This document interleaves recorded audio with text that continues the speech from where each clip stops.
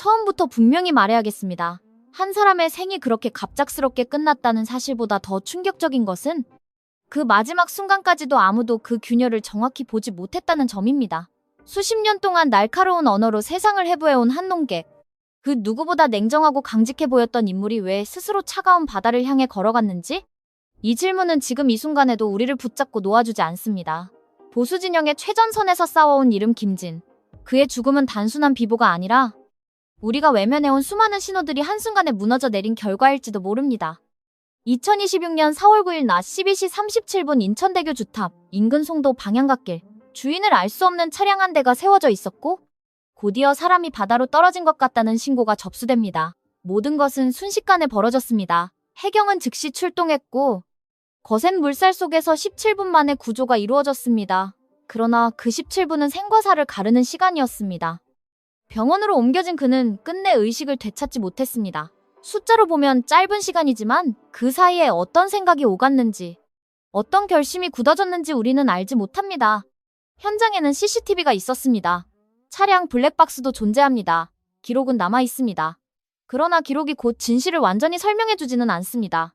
화면은 행동을 보여주지만 그 행동의 이유까지 말해주지는 않기 때문입니다. 그래서 사람들은 묻기 시작합니다. 왜였을까? 그날 그 시간, 그 장소였어야만 했던 이유는 무엇이었을까? 인천대교는 아름다운 풍경 뒤에 어두운 통계를 숨기고 있는 곳입니다.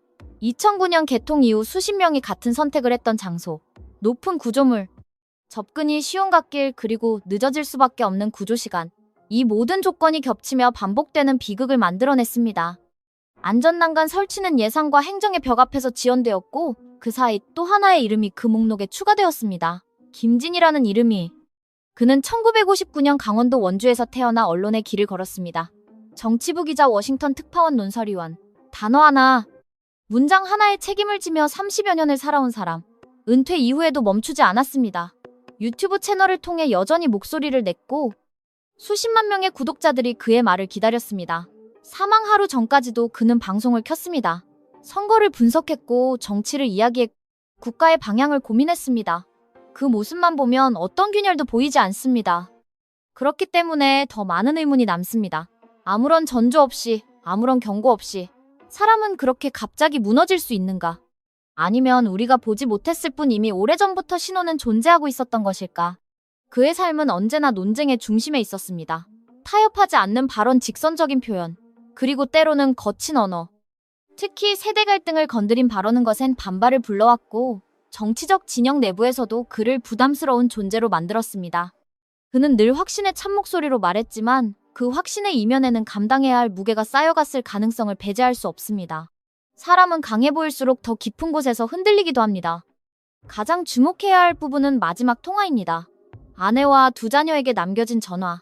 구체적인 내용은 공개되지 않았지만 분명한 것은 그 통화가 평범한 일상의 연장이 아니었다는 점입니다. 마지막 순간에 가족을 찾았다는 사실은 그가 끝까지 붙잡고 싶었던 것이 무엇이었는지를 보여줍니다. 사람은 마지막에 가장 소중한 이름을 부릅니다. 그 전화 속에는 설명되지 않은 감정, 말로 다 전하지 못한 무게가 담겨 있었을 가능성이 큽니다. 그는 생전에 음악을 자주 이야기했습니다. 정치 이야기보다 더 깊은 온도로 사람의 마음을 어루만지는 목소리에 대해 말하곤 했습니다. 특히 가수 김호중을 향한 그의 감정은 단순한 팬심을 넘어선 것이었습니다. 상처받은 사람들이 음악을 통해 다시 일어나는 과정을 보며 그는 그 안에서 위로를 찾았던 것으로 보입니다. 역설적으로 다른 이들의 상처를 이해하던 사람이 자신의 상처를 끝까지 감추고 있었을지도 모릅니다. 그의 죽음 이후 반응은 극명하게 갈립니다. 충격과 슬픔 그리고 이해할 수 없다는 혼란. 기사 수는 많지 않았고 정보는 제한적이었습니다. 오히려 그 침묵이 더 많은 질문을 만들어냈습니다. 왜 이 사건은 이렇게 조용히 지나가려 하는가? 왜 우리는 충분한 설명을 듣지 못하는가? 그러나 한편으로는 모든 것을 설명할 수 없는 사건도 존재합니다. 인간의 내면은 데이터로 환원되지 않습니다.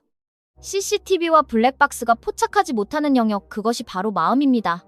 그리고 그 마음이 무너지는 순간은 외부에서는 거의 감지되지 않습니다. 그는 평생을 말로 싸워온 사람이었습니다. 논리로 설득하고 문장으로 공격하고 분석으로 방향을 제시했습니다. 그런 사람이 마지막에 선택한 방식은 아이러니하게도 아무 말도 남기지 않는 것이었습니다. 그것이 우리를 더 깊은 침묵 속으로 끌어들입니다. 이제 남겨진 것은 질문입니다. 왜였는가, 무엇이었는가, 막을 수 있었는가? 이 질문들에 대한 완전한 답은 아마 끝내 나오지 않을 것입니다.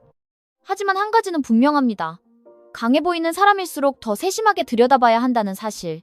그리고 작은 변화, 작은 신호를 가볍게 넘겨서는 안 된다는 사실입니다.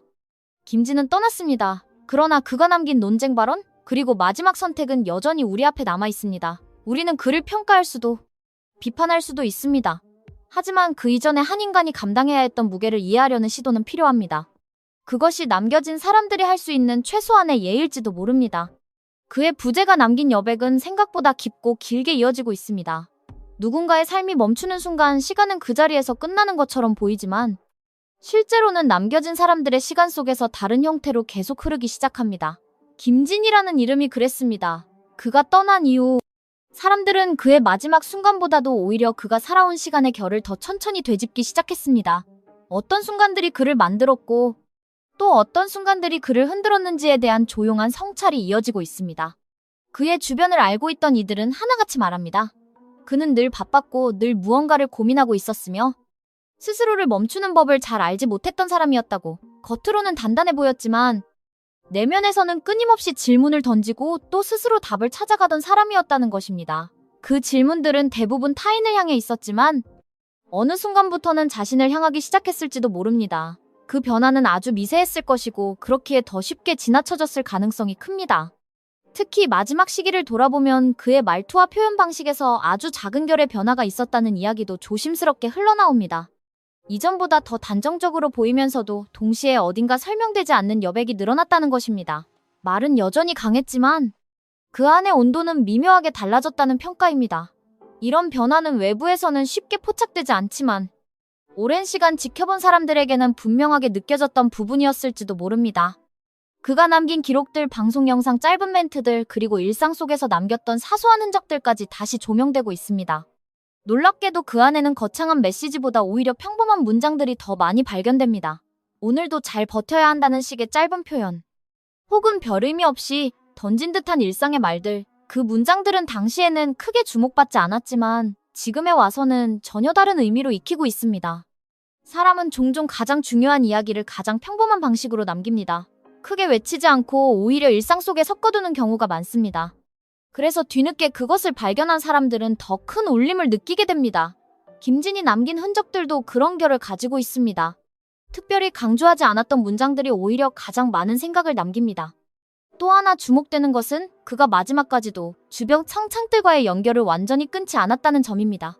비록 그 연결이 길지 않았고 깊이 드러나지 않았더라도 분명히 이어져 있었다는 사실은 중요한 의미를 가집니다. 사람은 완전히 고립된 상태에서는 쉽게 마지막 선택을 하지 않습니다. 오히려 연결이 남아있을 때 그 연결을 어떻게 바라보느냐에 따라 방향이 달라집니다. 그가 느꼈던 감정의 깊이는 우리가 정확히 알 수 없지만 그 안에는 분명 복잡한 갈등이 있었을 것입니다. 이 사건을 통해 다시 떠오르는 것은 보이지 않는 신호에 대한 이야기입니다. 우리는 흔히 명확한 경고를 기대합니다. 누군가 힘들다면 분명히 티가 날 것이라고 생각합니다. 그러나 실제로는 그렇지 않은 경우가 더 많습니다. 오히려 아무렇지 않은 듯 보일 때, 평소와 다르지 않게 행동할 때 그 안에서 더 깊은 균열이 진행되고 있을 수도 있습니다. 그래서 중요한 것은 거창한 변화가 아니라 아주 사소한 차이를 알아차리는 감각입니다.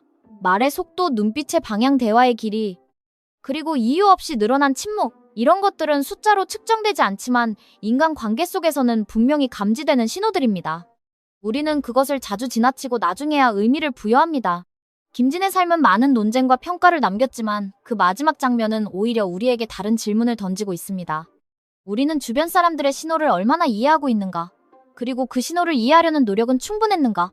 이 질문은 특정한 한 사람에게만 해당되는 것이 아니라 우리 모두의 일상과 맞닿아 있습니다. 부디 그가 짊어졌던 모든 무게를 내려놓고 더 이상 싸우지 않아도 되는 곳에서 편안히 쉬기를 바랍니다. 그리고 이 이야기를 듣고 있는 우리 모두가 누군가의 침묵 속에 숨겨진 신호를 놓치지 않기를 바랍니다.